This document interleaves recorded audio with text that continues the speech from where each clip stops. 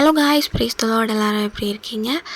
Okay, இப்போ பார்த்தீங்கன்னா வழக்கம் போல் அந்த ஃப்ரைடே வந்து ஜோசப் வேலைக்கு போயிட்டாங்க. சாட்டர்டே தான் வந்து லீவ் இருந்துச்சு.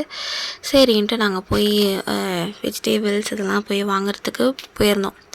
அந்த 1 வீக் மேலே கூட வரும், சில டைம் 1 வீக் மேலேயும் வரும். ஸோ வாங்கி வச்சுட்டுனா கரெக்டாக இருக்கும். ஏன்னா வந்து பார்த்திங்கன்னா பக்கத்தில் நடந்து போகிற அளவுக்குலாம் கடை இல்லை இருக்குது, பட் ஆனால் வெஜிடேபிள்ஸ்லாம் இல்லை.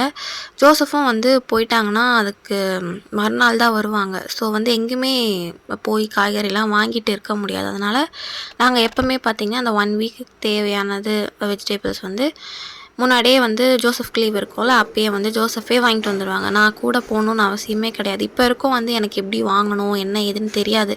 ஏன்னா நான் சின்ன வயசுலேருந்து எனக்கு சமைக்கவும் தெரியாது, எதுவுமே தெரியாது. காய்கறி எப்படி வாங்கணுன்னு கூட எனக்கு இப்போ வரைக்கும் தெரியாது. இந்த காய்கறி வாங்குறதுலாம் பார்த்திங்கன்னா ஜோசப் தான் இப்போ வரைக்கும் வாங்கிட்டுருக்காங்க. கொஞ்சம் கொஞ்சமாக கற்றுக்கணும்னு நினைக்கிறேன், கற்றுன்ருக்கேன்.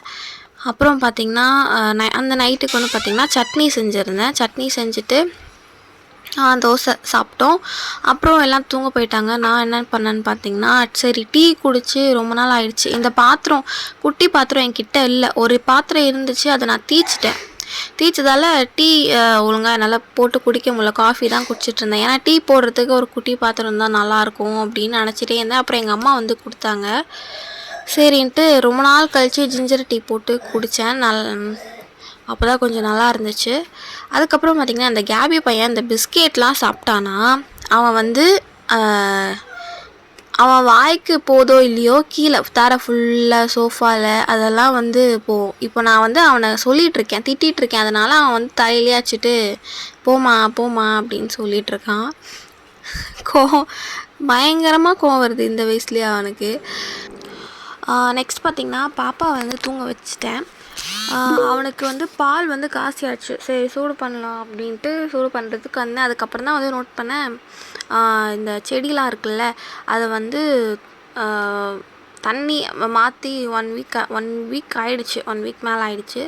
சரி ஓகே, அந்த வேலையை பார்க்கலாம் அப்படின்ட்டு பண்ணிகிட்ருக்கேன். அப்புறம் பார்த்திங்கன்னா இந்த செடி வந்து அழகாக புது இலைலாம் வர்றது பார்க்க அழகாக இருக்குது. இப்போது நான் உங்களுக்கு காமிக்கிறேன் பாருங்கள். அதில் எல்லா செடியுமே பார்த்திங்கன்னா புதுசாக எல்லாம் வந்திருக்கும். நல்லாயிருக்கும், பார்க்கவே சூப்பராக இருந்துச்சு. அது எப்படின்னே தெரில. வெளியிலலாம் நான் வைக்க மாட்டேன், கிச்சன் ரூமில் தான் வைக்கிறேன். வெளியில் வைக்கிற அளவுக்கு சேஃப் இல்லை. ஏன்னா பாப்பாவுக்கு எல்லாமே எட்டுற மாதிரி தான் இருக்கும். அவன் தட்டிக்கிட்டு விட்டானா அப்புறம் அது கிளாஸ் வேறு. ஸோ நான் வெளியில் வைக்கிறதுக்கு சான்ஸே இல்லை. எங்கன்னா ஸ்லாப் அந்த மாதிரி இருந்துச்சுன்னா பரவாயில்ல. எங்கள் ஹாலில் ஸ்லாப் அந்த மாதிரி ஒன்றுமே கிடையாது.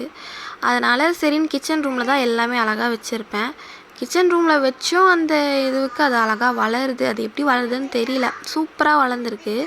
எல்லாமே அந்த குட்டி குட்டியாக புது இலை பார்க்கும்போது ரொம்ப அழகாக இருக்குது பார்க்க. ஓகே அப்படின்ட்டு ஒரு மாதிரி ஹாப்பியாக இருக்குது அதை பார்க்கும்போது. ஸோ எல்லாமே க்ளீன் பண்ணி தண்ணிலாம் மாற்றிட்டு வச்சுட்டு அதுக்கப்புறம் பார்த்திங்கன்னா நான் டீ போட்டு வச்சுருந்தேன்ல, அதை போய் குடிக்கலாம் அப்படின்ட்டு குடிக்க போகிறேன். அப்போ பார்த்திங்கன்னா கேபி வந்து இந்த ஏசி போட்டதுல நைட் ஆனால் கரெக்டாக காலையில் மதியானம்லாம் கிடையாது, இந்த நைட் ஆனால் மட்டும் அவன் தூங்க போகிற டைமில் கொஞ்சம் நேரம் ஏசி போட சொல்லுவான். ஏசி போட்டு விளாடிட்டு அப்படியே தூங்கிடுவான். அதே மாதிரி அவனுக்கு நைட்டு தூக்கம் வந்தாலும் வாமா ஏசி போடுமா தூக்கம் வருது அப்படின்னு சொல்லுவான். ஏசி வந்து ரொம்ப நேரம்லாம் நான் யூஸே பண்ண மாட்டேன். நான் இந்த வீட்டில் பார்த்திங்கன்னா ஏசி இல்லைனாலும் தூங்கலாம். எங்கள் அம்மா வீடு மாதிரிலாம், எங்கள் அம்மா வீடு ரொம்ப மோசம், அது உங்களுக்கு சொல்லியிருப்பேன். அது மொட்டை மாடி பார்த்தாலே உங்களுக்கு தெரிஞ்சிருக்கும். ஒரு சிஸ்டர் வந்து கமெண்ட் கூட பண்ணியிருந்தாங்க, அது வந்து இந்த கூலிங் டைல்ஸ் வந்து போடலை அப்படின்னு. அது கரெக்டு தான். ஆனால் இங்கே வந்து வீடு மேலே, எங்கள் வீட்டுக்கு மேலே வீடு இருக்குது. ஸோ வந்து பார்த்திங்கன்னா அவ்வளவா வந்து கம்பேர் பண்ணும்போது சொல்கிறேன், இங்கேயும் வந்து ஒரு மாதிரி இதுவாக ஸ்வெட்டாக அனலாக தான் இருக்கும். ஆனால் எங்கள் அம்மா வீட்டோட கம்பேர் பண்ணும்போது இங்கே பரவாயில்ல மாதிரி இருக்கும். ஸோ வந்து கேபி வந்து அது பழக்கமாகிடுச்சு. நைட்டு தூங்கும்போது அவன் தூங்குற வரைக்கும் ஏசி போடுவேன், அதுக்கப்புறம் ஆஃப் பண்ணிவிடுவேன், அவ்வளோதான். இப்போ பார்த்திங்கன்னா இந்த கோகோனட் ரைஸும் சிக்கன் கிரேவியும் வந்து செகண்ட் டைம் பண்ணுறேன். ஃபஸ்ட் பண்ணது ஷார்ட்ஸில் போட்டிருப்பேன், செகண்ட் டைம் பண்ணுறேன். ஏன்னா ஜோசப் கேட்டிருந்தாங்க. இப்போ ஜோசப் வந்து அதை பற்றி எப்படி செய்கிறேன்னு சொல்ல போகிறாங்க, அதை கேட்டுட்டு வாங்க. நல்லா செஞ்சுருக்கேன் இந்த வாட்டியை, கொஞ்சம் இம்ப்ரூவ்மெண்ட் ஆகிருக்கு. அதான் நான் சொன்ன பத்தியா, இலை போடாம இருந்தாதான் அழகு. நீ அவ்வளவு இலை போட்டு வச்சிருக்க. அது என்ன இலை? கருவேப்பிலையா? புதினா. புதினா புதினாவை அப்படியே போடுவாங்க. ஒவ்வொரு பிடிக்கும் ஒவ்வொரு புதினா மாட்டுது. இது என்ன? சிக்கன் சுக்கா. சூப்பர், பிரகாசம் பண்ணிட்டேன். Very good. இன்னைக்கு ஒரு புடி. இப்போ மணி என்னன்னு பார்த்தீங்கன்னா மணி 3:05. ஆக்சுவலி நான் எப்பயோ வந்து தூங்க போயிட்டேன். சடனாக ஞாபகம் வந்துச்சு, பால் காசை மறந்துட்டேன். வீட்டில் வந்து பார்த்திங்கன்னா இப்போது நாளைக்கு ஏதோ ஒர்க் ஏதோ வந்து பண்ணுறாங்க, பைப்பில் ஏதோ போடணும் கிச்சன் ரூம் அண்டன்னு சொல்லிட்டு இருந்தாங்க. ஹவுஸ் ஓனர் ஃபோன் பண்ணி சொன்னாங்க. சரின்ட்டு எல்லாம் க்ளீன் பண்ணலாம், ஏன்னா அங்கே கிச்சன் 2 வேலை இருக்கும் அப்படின்ட்டு வீடெலாம் பெருக்கி மாப் போட்டு அந்த கிச்சன்லாம் மாப் போட்டேன். நானும் பால் காசணுன்ட்டு நினச்சிட்டே இருந்தேன். அப்புறம் சரி ஓகே, சாமான்லாம் துலக்கிட்டு பாருங்கள், ஃபுல்லாக க்ளீன் பண்ணிவிட்டு ஃபுல்லாக மாப் போட்டு எல்லாமே க்ளீன் பண்ணி இது பண்ணி வச்சுட்டேன். சரி பால் காசலாம் அப்படின்ட்டு நினச்சிட்டே இருந்தேன், மறந்துட்டு போய் படுத்து தூங்கிட்டேன். அப்புறம் சடனாக என் கேபி வந்து சிலுங்கும் போது பால் ஞாபகம் வருது. அப்போ தான் வந்து உடனே வந்து பால் சரி வைக்கலாம், ஏன்னா திடீர்னு கேட்பான், எப்போ கேட்பான்னு தெரியாது. ஸோ மணி பார்த்திங்கன்னா 3:05. இப்போ ஞாபகம் வந்து நல்லவேளை இப்போயாச்சும் ஞாபகம் வந்தது. திடீர்னு நான் அழுதுமா பால் வேணும் அப்படின்னு கேட்டானா இங்கே படுத்துட்ருக்காங்க. இந்த வர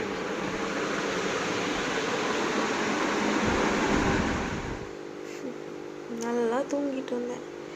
கரெக்டாக 3:10 பேய் மாதிரி ஏஞ்சி உட்காந்துருக்கேன். நல்ல வேளை இப்போயாச்சும் ஞாபகம் இருந்தது. ஏன்னா கேபி வந்து எப்படின்னா திடீர்னு அவன் தூங்கிட்டே இருக்கும்போது மிட் நைட்லலாம் திடீர்னு கேட்பான், அம்மா பால் வேணும்னு கேட்பான். ஒரு சில அப்படியே கேட்டு அப்படியே படுத்துடுவான். ஒரு சில டைம் என்னை இழிஞ்சு அழுது ஒரு ஆர்ப்பாட்டம் பண்ணுவான், எனக்கு வேணும் குச்சாதான் அவன் அதை எடுத்துன்னு வந்து நான் தூக்கத்தை விட்டு எழுஞ்சு போய் எடுத்துன்னு வந்து கொடுத்தாதான் அவன் தூங்குவான். அது வரைக்கும் அவன் பெட்ரூம்லேயே பத்துன்ருவான், இப்படியே பத்துன்ருப்பான். லைட்டாக கொஞ்சம் லேட்டானாலும் மா அப்படின்னு கூப்பிடுவான். இதோ வர எடுத்துகிட்டு வரேன்னு சொன்னான். எழுதுமே குத்தோடனே அப்படியே குச்சினே அப்படியே தூங்கிட்டு அப்படியே தூங்கிடுவான்.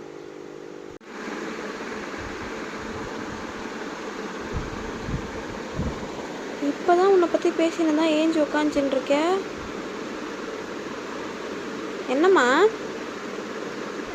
என்னாச்சு? என்னம்மா?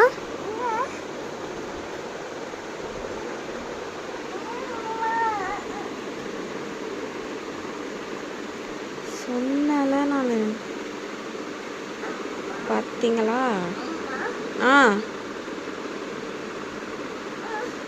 சரி ஒன்றும் இல்லைவா. ஓகே, இப்போ நான் ஆஃப் பண்ணிவிட்டு போய் தூங்க போகிறேன். ஐயோ, பிளேட்டு பால் பாத்திரம் பிளேட்டு அதுக்குள்ளே இருக்குது. எடுத்தா சவுண்டு வரும், அதனால் எது ஒன்று போட்டு மூட்டு போகும் இப்போதைக்கு. ஓகே கைஸ், குட் நைட், நாளைக்கு பார்க்கலாம்.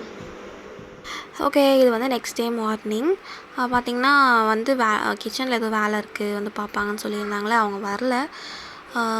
அதுக்கப்புறம் பார்த்திங்கன்னா உடனே நான் வந்து சரி முட்டை குழம்பு வைக்கலாம், முட்டை வாங்கிட்டு வந்திருந்தாங்க. எனக்கு என்ன செய்கிறதுனே ஒன்றும் புரியல. இந்த சாப்பாடு என்ன செய்கிறது அப்படின்ட்டு அழிச்சாலே மண்டலாம் குழம்புது.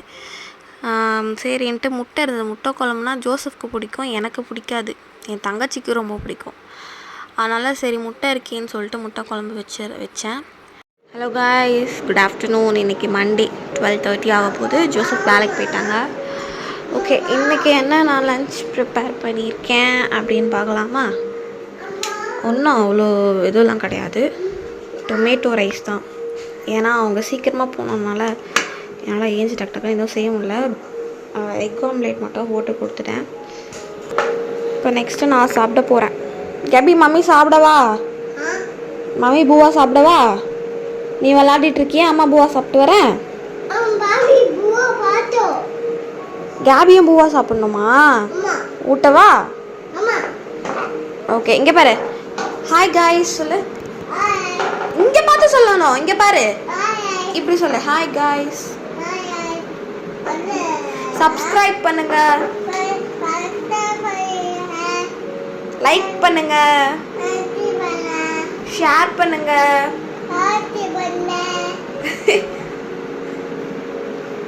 லவ் யூ, லவ் யூ சொல்.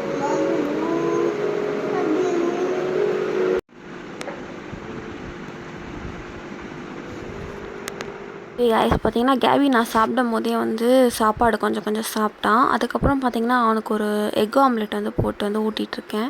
ஏன்னா டெய்லி ஆஃப்டர்நூன் கண்டிப்பாக வந்து ஒரு எக் ஆம்லெட் கண்டிப்பாக ஊட்டிடுவேன் அவனுக்கு.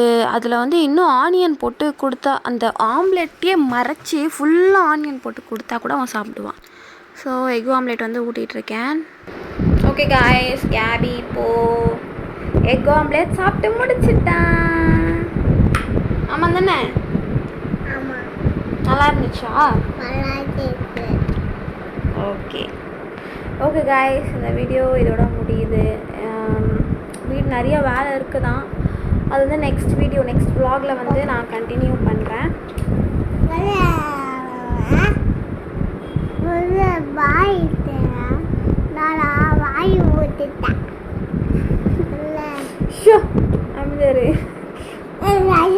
அடி அடி வாங்க நல்ல கண்ணாடி அடி வாங்க.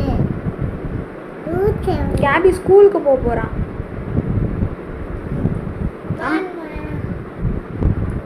ஏசப்பா ஸ்கூல்ல சேர போறியா?